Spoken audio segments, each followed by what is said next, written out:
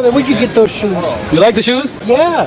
These are from Pakistan. What? Yeah. I get a lot of feedback from people about my clothing, right? I don't know why people are so worried about what I wear, right? People are like, oh, don't wear this, don't wear that. People won't listen to your message unless you wear skinny jeans and a pink t-shirt. Bruh. No, don't do that. Don't do that, right? do that, no. See, people that are not Muslim, they're attracted to know about Islam from first your clothing. Let me tell you something. This is the rumal. If you need to pray, you throw it on, you pray. You want to eat, put it down, it becomes your mat to sit on. You make wudu, you can wipe off of it. Practical thing, love it. These are my kere. We call these kere, right? Peshawari chappal, Pakistan. They're comfortable, they breathe.